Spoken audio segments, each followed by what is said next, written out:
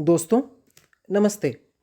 आज हम लोग एनसीईआरटी की क्लास सेवन्थ की इंग्लिश की टेक्स्ट बुक हनीकॉम की यूनिट 9 की कहानी बाइसिकल इन गुड रिपेयर के क्वेश्चन आंसर्स पढ़ने जा रहे हैं। हमेशा की तरह इन क्वेश्चन आंसर्स को हम पहले समझेंगे, फिर इनके उत्तर देने का प्रयास करेंगे। पहला क्वेश्चन है, I got up early. For me it implies, मैं जल्दी उठा। मेरे लिए इट इम्प्लाइज, यह इंडिकेट करता है या यह संकेत करता है दैट कि पहला विकल्प है he was an early riser, वह सुबह जल्दी उठने वाला था। Second, he was a late riser, वह देरी से उठने वाला था। Third, he got up late that morning, वह उस सुबह लेट उठा। मार्क द करेक्ट आंसर, सही उत्तर पे निशान लगाइए। इसका सही जवाब है option 2, he was a late riser, वह देरी से उठने वाला था। कहने का मतलब वह हमेशा देरी से उठता था। Question 2, the bicycle goes easily enough in the morning, bicycle सुबह आसानी से चलती है। And a little stiffly after lunch, और दोपहर के खाने के बाद या लंच के बाद थोड़ा मुश्किल से चलती है। द रिमार्क इज, यह रिमार्क किस तरह का है? पहला, ह्यूमरस, मज़ेदार, हास्य से भरा हुआ। सेकंड, इनएक्यूरेट, गलत। थर्ड, सरकास्टिक, अर्थात व्यंग्यपूर्ण या ताना मारने वाला। फोर्थ, एंजॉयबल, आनंद देने वाला, मज़ेदार। फिफ्थ, मीनिंगलेस या अर्थहीन। मार्क योर चॉइस और चॉइसेस, अपनी पसंद पर निशान लगाइए। इसका आंसर है 2, ह्यूमरस यानी मज़ेदार। Question 3, the friend shook the bicycle violently, मित्र ने बाइसिकल को बहुत ही बुरी तरह से हिलाया। फाइंड 2 और 3 sentences in the text, chapter में, पाठ में 2 या 3 ऐसे वाक्य छांटिए which express the author's disapproval of it, जिसमें लेखक की असहमति प्रकट होती हो, दिखती हो। इसका उत्तर है sentences in the text which express the author's disapproval of it are following. पाठ में जो वाक्य हैं जो लेखक की असहमति दर्शाते हैं निम्नलिखित हैं। First, don't do that you will hurt it, ऐसा मत करो तुम इसे हानि पहुंचा दोगे। 2, I did not see why he should shake it, मुझे समझ में नहीं आता कि उसने इसे क्यों हिलाया। It had not done anything to him, इसने उसका कुछ भी नहीं किया था। कहने का मतलब साइकिल ने दोस्त का कुछ भी नहीं बिगाड़ा था। बिसाइड्स, इसके अलावा, इफ़ इट वांटेड शेकिंग, यदि यह हिलना चाहती थी। कहने का मतलब यदि साइकिल हिलना चाहती थी। I was the proper person to shake it, मैं ही वह उचित व्यक्ति था जो इसे हिलाता। आई फेल्ट मच, मैंने ऐसा महसूस किया। एज आई शुड हैड, मैं तब वैसा ही महसूस करता। ही स्टार्टेड वैकिंग माई डॉग, जब वह मेरे कुत्ते को मारता या पीटता। कहने का मतलब यदि वह मेरे कुत्ते को मारता या पीटता तो भी मैं वैसा ही महसूस करता जो मैंने साइकिल हिलाने पे महसूस किया। 3, it does not if you don't wobble it, यदि तुम इसे वोबल नहीं करोगे तो यह नहीं करती। इट डिड नॉट वोबल, यह वोबल नहीं करती थी। As a matter of fact, तथ्य तो यह है, nothing worth calling a wobble, ऐसा कुछ भी नहीं है जिसे वोबल कहा जा सके। क्वेश्चन 4, इफ नॉट, यदि नहीं, it would make a serious difference to the machine, यह मशीन में अर्थात बाइसिकल में गंभीर परिवर्तन ला देगा। What does it refer to, यहाँ पर यह से क्या मतलब है, किसके लिए कहा गया है? इसका उत्तर है it referred to small ball bearings, यह छोटे बॉल बेयरिंग्स के लिए कहा गया है। आंसर द फॉलोइंग क्वेश्चन, निम्नलिखित प्रश्नों के जवाब दीजिए। Question 1, did the front wheel really wobble, क्या आगे का पहिया वास्तव में वोबल करता था? व्हाट इज योर ओपिनियन, आपकी क्या राय है? Give a reason for your answer, अपने उत्तर का कारण दीजिए। इसका उत्तर है no, the front wheel did not wobble, नहीं, आगे का पहिया वोबल नहीं करता था। आई कैन से दिस, मैं ऐसा कह सकता हूँ, because at one point in the story, कहानी में एक स्थान पर, the author himself had said, लेखक ने खुद कहा है, that it did not wobble, कि यह वोबल नहीं करती थी। As a matter of fact, तथ्य तो यह है, nothing worth calling a wobble, कुछ ऐसा नहीं है जिसे वोबल कहा जा सके। Question 2, in what condition did the author find the bicycle when he returned from the tool shed, जब लेखक टूल शेड या औजारों के कमरे से बाहर आया तो उसने साइकिल को किस हालत में पाया, किस स्थिति में पाया? इसका उत्तर है when author returned from the tool shed, जब लेखक औजारों के कमरे या टूल शेड से बाहर आया, वापस आया, ही फाउंड, उसने पाया, that his friend dismantle the front wheel of his bicycle, उसके दोस्त ने बाइसिकल के आगे के पहिए को खोल दिया है। He was twiddling it round with his fingers, वह अपनी उंगलियों के बीच में इसे गोल गोल घुमा रहा है। And the remnant of the bicycle, और साइकिल का शेष हिस्सा, was lying on the gravel पथ बिसाइड्स हिम, उसके पीछे की तरफ ग्रेवल पथ यानी फुटपाथ, पथरीले रास्ते पर पड़ा हुआ है। Question 3, nothing is easier than taking of the gear case, कुछ भी आसान नहीं है गियर केस को खोलने जितना। कमेंट और कंटिन्यू दिस सेंटेंस, इस सेंटेंस को जारी रखें या इस पर कमेंट करें। In the light of what actually happens, in the light of से मतलब है यह दर्शाते हुए कि वास्तव में क्या हुआ था, इस पर प्रकाश डालते हुए, इसको दर्शाते हुए। इसका उत्तर है after to set this quote, इस कथन को कहने के बाद, in less than 5 minutes, 5 minute से भी कम अंतराल में, author's friend had opened the gear case in 2 pieces, लेखक के दोस्त ने गियर केस को 2 भागों में खोल दिया। हियर आफ्टर, इसके बाद, ही लॉस्ट स्क्रूज, उसने स्क्रूज या पेच गुमा दिए, लूजन द चेन, चेन को ढीला कर दिया, and could not assemble bicycle properly, और बाइसिकल को दोबारा से संकलित या जोड़ नहीं पाया प्रॉपरली, उचित रूप से, till the end of story, कहानी के ख़त्म होने तक भी वह साइकिल को उचित तरह से वापस जोड़ नहीं पाया। Question 4, what special treatment did the chain receive, chain को क्या विशेष ट्रीटमेंट मिला, यानी चेन के साथ विशेष क्या हुआ? इसका उत्तर है authors friend Titan the chain till it would not move, लेखक के दोस्त ने उस चेन को इतना कसा कि उसने हिलना ही बंद कर दिया।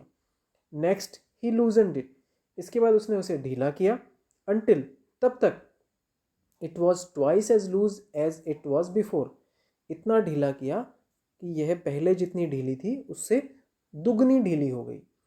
Question 5, the friend has 2 qualities, मित्र में 2 गुण थे। He knows what he is doing, पहला, वह जानता था कि वह क्या कर रहा है, and is absolutely sure it is good, और दूसरा कि वह बिल्कुल सुनिश्चित था कि यह अच्छा है। Find the 2 phrases in the text which mean the same, इस तरह के 2 फ्रेज यानी वाक्यांश चैप्टर में ढूंढे, पाठ में ढूंढे, जिनका बिल्कुल यही मतलब है। ये इस सवाल का उत्तर हम 2 तरह से देने का प्रयास करते हैं। एक क्वेश्चन में मैं अलग अलग आपको ये क्वालिटी, अलग अलग ये फ्रेजेस बताऊंगा। एक क्वेश्चन में अपन एक ही सेंटेंस में रिस्पेक्टिवली लेकर उनको एक के बाद एक आंसर में दिखा देंगे। पहला आंसर देने का पहला तरीका ये होगा, the phrase which shows friend's quality that he knows, वाक्यांश जो कि मित्र का गुण दिखाती है कि वह जानता था वह क्या कर रहा है, वह है चीयरी कॉन्फिडेंस, खुश मिजाज, आत्मविश्वास। The phrase which indicates he is absolutely sure it is good, वाक्यांश जो दिखाता है कि वह बिल्कुल सुनिश्चित था कि यह अच्छा है इनएक्सप्लिकेबल होपफुलनेस, व्याख्या नहीं हो सकने वाली आशावादिता। इसी क्वेश्चन का आंसर हम दूसरी तरह से भी दे सकते हैं, जिसमें हम लगातार रेस्पेक्टिवली दोनों फ्रेजेस को दिखा देंगे। He knows what he is doing and is absolutely sure it is good. वह जानता है कि वह क्या कर रहा है और बिल्कुल सुनिश्चित है कि यह अच्छा है। The two phrases in text which mean the same are following respectively. दोनों वाक्यांश क्रमशः पाठ से जो लिए गए हैं इस तरह हैं। पहला चेरी कॉन्फिडेंस, दूसरा inexplicable hopefulness. Question 6, describe the fight between the man and the machine. आदमी और मशीन के बीच में जो लड़ाई हुई उसका वर्णन कीजिए। फाइंड द रेलिवेंट सेंटेंसेस, इनसे संबंधित वाक्यों को खोजो। रेलिवेंट यानी इनसे संबंधित। इन the text and write them, पाठ में उन संबंधित वाक्यों को खोजो और उन्हें लिखो। इसका उत्तर है the author's friend was not able to assemble the bicycle well, so he lost his temper and tried bullying it. लेखक का जो मित्र था वह बाइसिकल को अच्छे से वापस इकट्ठा नहीं कर पाया, वापस से जोड़ नहीं पाया, तो उसे गुस्सा आ गया और वह उसे ज़बरदस्ती करने लगा। It was called as a fight between the man and the machine. इसी को आदमी और मशीन के बीच की लड़ाई कहा गया है। रेलिवेंट सेंटेंसेस, संबंधित वाक्य which indicate the fight between the man and machine are following. जो आदमी और मशीन के बीच की लड़ाई को दर्शाते हैं, संकेत करते हैं, निम्नलिखित हैं। One moment the bicycle would be on the gravel path and he on top of it. एक समय के लिए साइकिल फुटपाथ पर पड़ी होती और वह उसके ऊपर होता। द नेक्स्ट, इसके बाद the position would be reversed, स्थितियां उल्टी हो जाती। He on the gravel path, the bicycle on him. वह फुटपाथ पर पड़ा होता और साइकिल उसके ऊपर होती। Now he would be standing flushed with victory. और अब वह जीत यानी विक्ट्री लेके खड़ा होता, जीत का जश्न मनाते हुए खड़ा होता। The bicycle firmly fixed between his legs. Cycle उसके पाँवों के बीच में बिल्कुल फिक्स होती, स्थिर होती। But his Triumph would be short lived. लेकिन उसकी जीत छोटी थी, बिल्कुल छोटी सी होती, कम समय के लिए रहती। By a sudden quick movement, एक अचानक और तेज गति से, it would free itself, cycle अपने आप को फ्री कर लेती। एंड टर्निंग अपॉन हिम, और उसके ऊपर ही घूम जाती। Hit him sharply over the head with one of its handle, और बहुत तेजी के साथ उसके सिर पर अपने एक हैंडल से वार करती। अब working with language, read the following sentences. इन वाक्यों को पढ़ें। We should go for a long bicycle ride. हमें लंबी साइकिल यात्रा पर जाना चाहिए। I ought to have been firm. मुझे दृढ़ रहना चाहिए था। We must not lose any of them. हम इनमें से किसी को नहीं खो सकते। I suggested that he should hold the fork and that I should handle the wheel. मैंने सुझाव दिया कि उसे फॉर्क को होल्ड करना या पकड़ना चाहिए और मुझे व्हील यानी पहिए को हैंडल नियंत्रित करना चाहिए। द वर्ड इन इटैलिक्स, इसमें इटैलिक्स में जो शब्द दिए गए हैं जैसे सजेस्टेड और शुड, आर मॉडल ऑक्सिलरीज। ये मॉडल ऑक्सिलरीज कहलाते हैं। Modal auxiliaries are used with verbs to express notions. Modal auxiliaries जो होते हैं वो क्रिया या वर्ब के साथ में किस तरह के नोशन या विचार, ख्याल प्रकट करते हैं।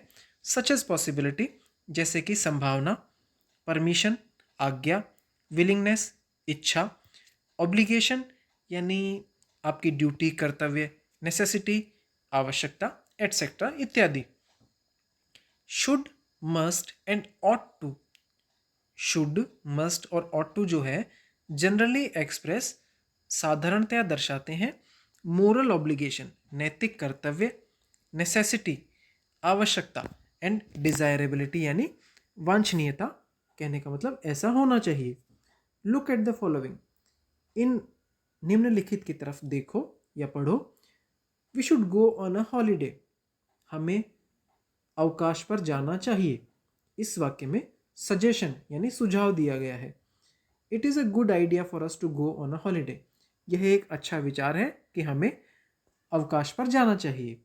ही is not too well this days, इन दिनों वह अच्छा नहीं है, कहने का मतलब उसका स्वास्थ्य खराब है। He must see a doctor before he becomes worse, उसे डॉक्टर को दिखाना चाहिए इसके पहले कि उसकी हालत और बिगड़ जाए। कंपल्शन और नेसेसिटी यानी विवशता या आवश्यकता। इट इज़ एब्सोल्युटली एसेंशियल और necessary for him to see a doctor, यह उसके लिए बिल्कुल ज़रूरी और आवश्यक है कि वह डॉक्टर को दिखाए। You ought to listen to me, तुम्हें मेरी बात सुननी चाहिए। I am well over a decade older than you, मैं तुमसे लगभग एक दशक बड़ा हूँ।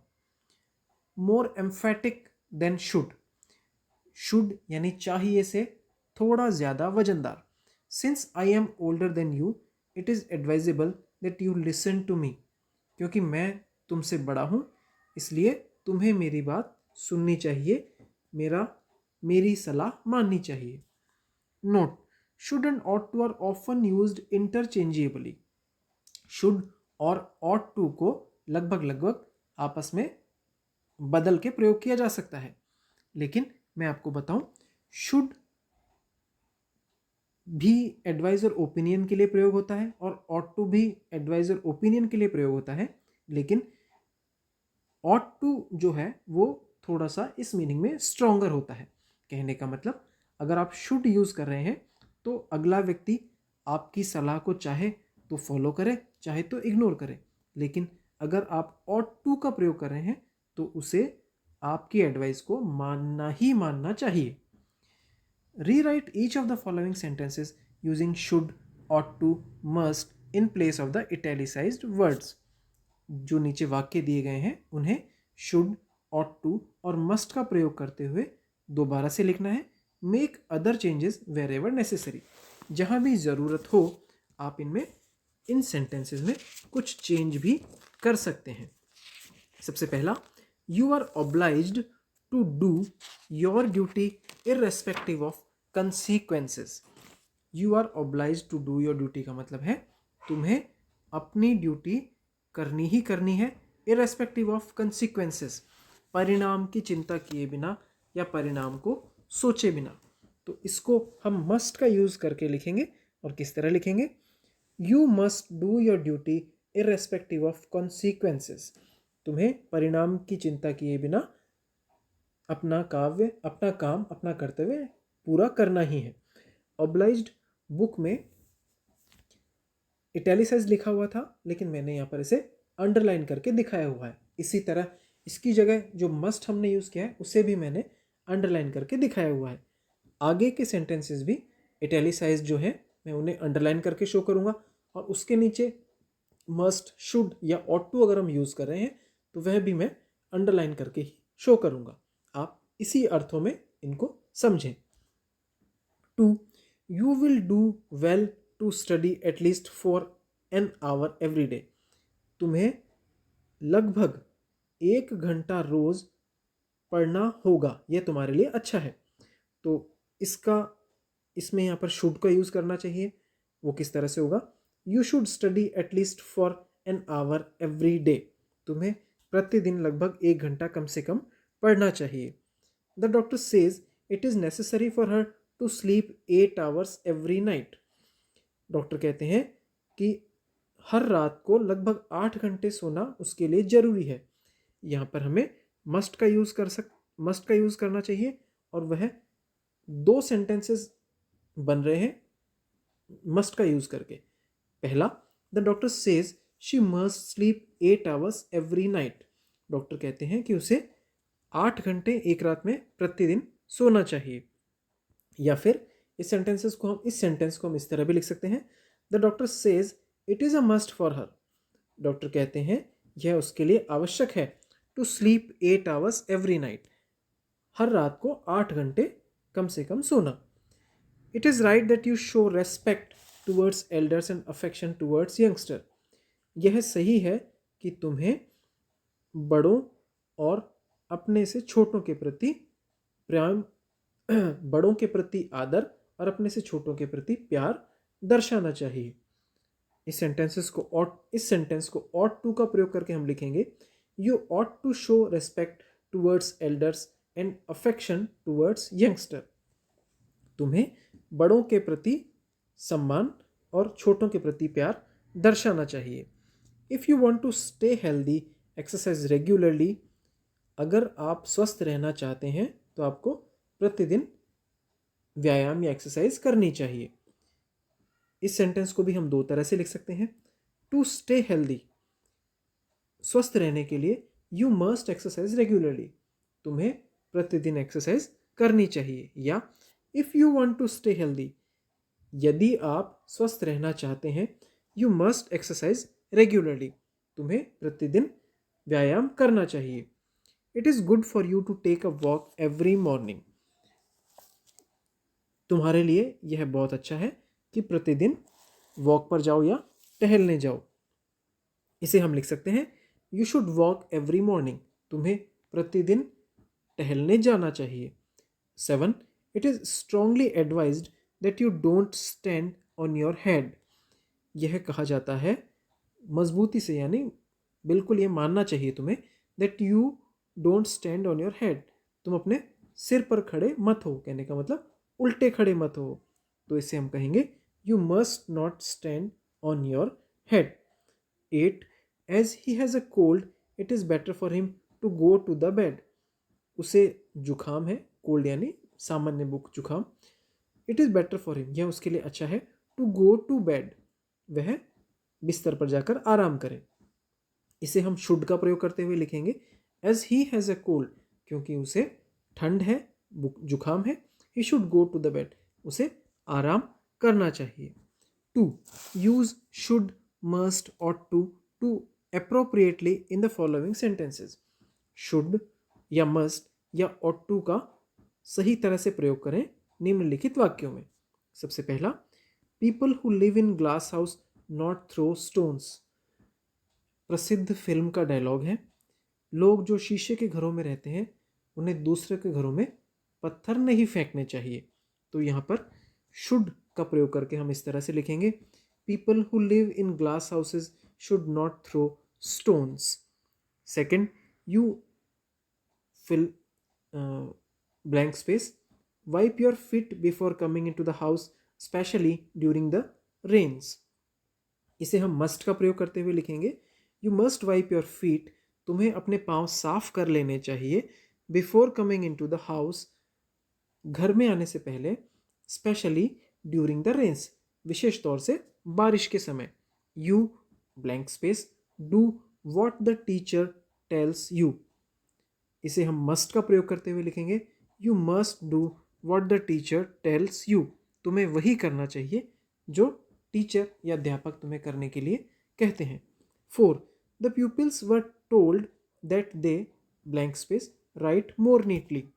इसे हम should का प्रयोग करते हुए लिखेंगे, बच्चों या विद्यार्थियों को कहा गया है कि वह ज़्यादा साफ या स्वच्छ वाली सफाई वाली राइटिंग लिखें।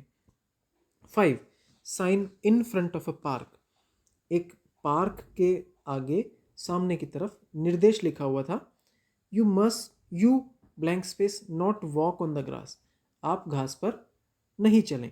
इसे मस्ट का प्रयोग करते हुए लिखेंगे, you must not walk on the grass, आपको घास पर नहीं चलना चाहिए। 6. You blank space be ashamed of your self having made such a remark. यहाँ पर हम ought to का प्रयोग करते हुए लिखेंगे, you ought to be ashamed, तुम्हें शर्मिंदा होना चाहिए, of yourself, अपने आप से, having made such a remark, इस तरह की बात कहने से पहले। he left home at 9 o'clock, वह 9 बजे चला गया।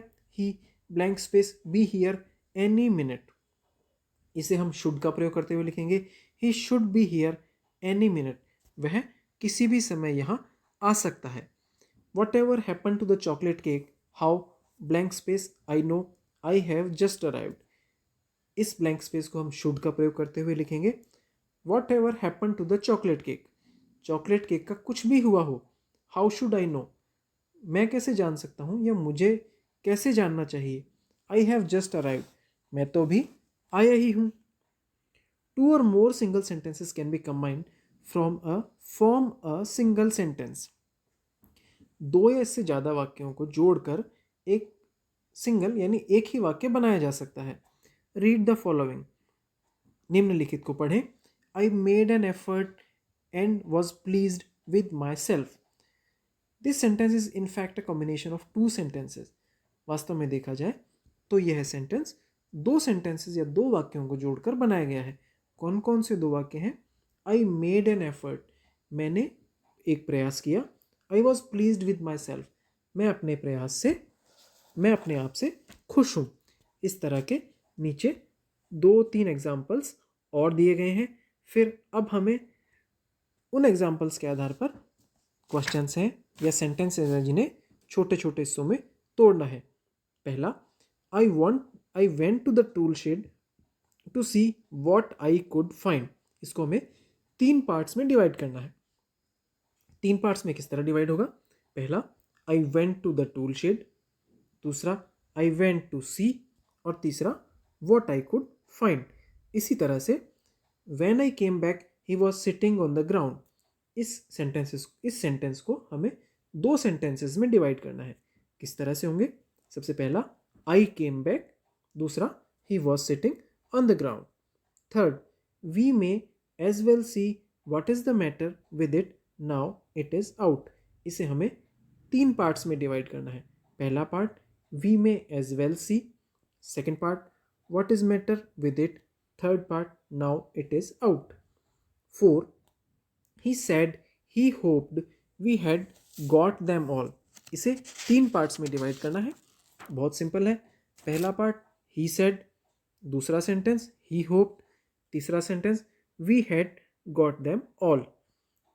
Sentence 5, I had to confess he was right। इसे 2 पार्ट्स में डिवाइड करना है। पहला, I had to confess, दूसरा, he was right। 4, an acts as a prefix। En एक प्रीफिक्स की तरह कार्य करता है। प्रीफिक्स यानी जिसे पहले फिक्स किया जाए या रख दिया जाए। पुट एट द बिगिनिंग, शुरू में रख दिया जाता है। और एज अ सफिक्स या एक सफिक्स की तरह पुट एट द एंड, अंत में रख दिया जाता है। टू फॉर्म न्यू वर्ड्स, नया शब्द बनाने के लिए। जैसे एन प्लस करेज, करेज से मतलब साहस, और उसके आगे यानी शुरू में एन जोड़ दिया गया तो बना एनकरेज यानी प्रोत्साहन। दूसरा शब्द वीक प्लस एन यानी बना वीकेन। यहां पर ई एन को सफिक्स रख दिया गया तो बना वीकेन यानी कमजोर करने वाला, कमजोर होने वाला। एन एट द बिगिनिंग और at the end of word is not always a prefix और अ सफिक्स। एन को शुरू में या अंत में जोड़कर हमेशा नया शब्द प्रीफिक्स या सफिक्स के रूप में नहीं बनाया जा सकता। It is then an integral part of the word. यह कई बार शब्द का इंटीग्रल पार्ट यानी अभिन्न हिस्सा भी होता है। जैसे एंडिंग, यहाँ पर एन ऐसा लगता है जैसे प्रीफिक्स के तौर पर प्रयोग किया गया है, लेकिन नहीं। ई एन डी अपने आप में एक पूरा शब्द है जिसमें ई एन प्रीफिक्स नहीं जोड़ा गया है। इसी तरह से एक और शब्द बैरन, इसमें लगता है जैसे ई एन सफिक्स के तौर पर प्रयोग किया गया है, लेकिन ऐसा नहीं है। ई एन इस वर्ड का इंटीग्रल पार्ट है या अभिन्न हिस्सा है। अब आपको कुछ वर्ड्स दिए गए हैं जैसे encourage, barren, fasten, even, dampen, endanger, enclose, enable, listen, soften, weaken, enclave. इन शब्दों को हमें प्रीफिक्स, सफिक्स और पार्ट ऑफ द वर्ड इस तरह से डिफरेंशिएट करना है, अलग अलग इनका वर्गीकरण करना है। Now arrange the words given in the box under the 3 headings. इन शब्दों को 3 अलग अलग हेडिंग्स में बांटकर जमा कर लिखना है। Prefix, suffix and part of the word. Prefix के तौर पर, सफिक्स के तौर पर, या उस शब्द के एक हिस्से के तौर पर। तो देखिए किस तरह से इनको बांटेंगे। सबसे पहले एन प्रीफिक्स में कौन से शब्द आएंगे? Encourage, endanger, enclose, enable. इसके बाद एन सफिक्स में कौन से वर्ड्स हैं? Dampen, soften, fasten, weaken. इसके बाद वो शब्द जिसमें एन एक शब्द का ही हिस्सा है, उसमें प्रीफिक्स या सफिक्स नहीं जोड़ा गया है, वो हैं लिसन, बैरन, इवन और एनक्लेव। दूसरा question, find new words in your text book and put them under the same headings. अपनी टेक्स्ट बुक से कुछ शब्द खोजो और उन्हें इसी तरह के हेडिंग में रखो। तो बुक से, टेक्स्ट बुक से कुछ वर्ड्स मैंने खोजे हैं जो इन हेडिंग्स में मैं रख रहा हूँ। सबसे पहले एन प्रीफिक्स वाले words, enjoy, encounter, encircle, endanger, enclosure. ये सभी शब्द ई एन प्रीफिक्स जोड़कर बनाए गए हैं। जैसे जॉय में ई एन जोड़ा तो बना एन्जॉय, काउंटर में ई एन शुरू में जोड़ा तो बना एनकाउंटर, सर्किल में ई एन शुरू में जोड़ा तो बना एन सर्किल। इसी तरह से डेंजर्ड में ई एन जोड़ा तो एनडेंजर्ड, क्लोजर में ई एन जोड़ा तो बन गया एनक्लोजर। ये सभी शब्द अपनी टेक्स्ट बुक हनीकॉम्ब से ही अलग अलग चैप्टर से लिए गए हैं। इसके बाद एन सफिक्स वाले वर्ड्स जिसमें ई एन को शब्द के बाद में जोड़ा गया है। जैसे टाइट में ई एन जोड़ा तो बना टाइटन, लूज में ई एन जोड़ा तो बना लूजन, डीप में ई एन बाद में जोड़ा तो बना डीपन, वुड में ई एन जोड़ा तो बना वुडन, गोल्ड में ई एन जोड़ा तो बना गोल्डन। इसके बाद E N part of the word जो है वो है सडन, SUDDEN। इसमें ई एन सफिक्स नहीं है बल्कि ये वर्ड का ही एक पार्ट है। इसके बाद लिसन, हैपन, सेवन और सीन। तो इस तरह से आज हमने यूनिट 9 के कहानी अ बाइसिकल गुड रिपेयर के क्वेश्चन आंसर्स को पढ़ा और उनके उत्तर देने का प्रयास किया। यदि आपको मेरे वीडियोस अच्छे लगें तो कृपया उन्हें लाइक, शेयर और सब्सक्राइब ज़रूर करें। Thanks for watching from NCERT help. धन्यवाद।